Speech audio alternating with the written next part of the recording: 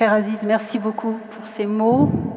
Je pense que je pourrais tous te les retourner, parce que s'il se passe quelque chose au Maroc, c'est vraiment parce qu'il y a un leader hors pair, un leader, comme l'a dit Tandara, si justement qui a du cœur, qui a une énergie, je ne sais même pas où il la trouve, et qui sait s'entourer. Je suis fascinée par le nombre de personnes qui gravitent autour de Aziz et qui sont motivées, qui font des choses fantastiques. Et chaque fois que je viens, il y a de nouvelles personnes et je trouve ça vraiment formidable.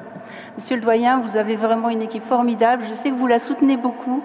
Nous nous étions rencontrés il y a quelques années où nous avions milité pour une unité de greffe dans cet hôpital dédié au DIP, en particulier, peut-être pas seulement. C'est un besoin qui reste absolument essentiel, puisque ces maladies, même si elles sont rares, elles ont quand même une qualité, c'est que si on les diagnostique très tôt, on les soigne.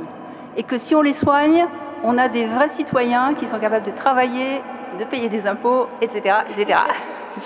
Je dis ça, en étant française en ce moment, c'est pas vraiment le moment, mais quand même. Je suis... Non, non, s'il vous plaît, pas ça.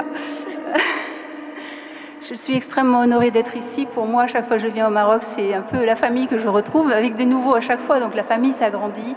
J'ai toujours le souvenir, il y a 10 ans, d'avoir rencontré le papa d'Ayoub, que je crois est là, et Ayoub lui-même. Et 10 ans après, j'ai retrouvé Ayoub et je lui dis comment ça va. Il m'a dit je ne trouve pas la femme de ma vie.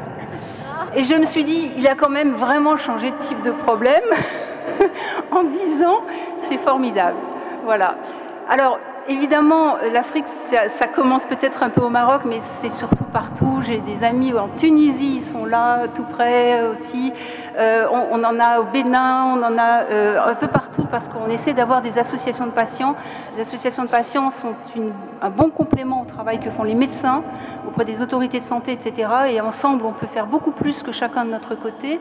Donc je suis aussi très heureuse de tous les amis au Soudan. J'ai oublié aussi, bien sûr, l'Afrique du Sud, l'Ouganda, enfin on en a beaucoup, Kenya, et j'en oublie encore. Et il y a encore beaucoup à faire, parce qu'en fait, je voudrais parler d'abord, remercier les patients qui sont là, que j'aperçois, j'en reconnais certains, et je voudrais aussi parler au nom des 90% de patients africains qui ne sont pas diagnostiqués.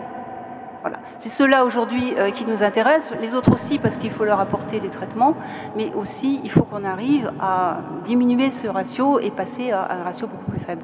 Voilà, je ne voudrais pas être trop longue. Merci pour l'honneur que vous me faites d'être ici et pour le bonheur que vous m'apportez d'être un petit peu dans votre famille.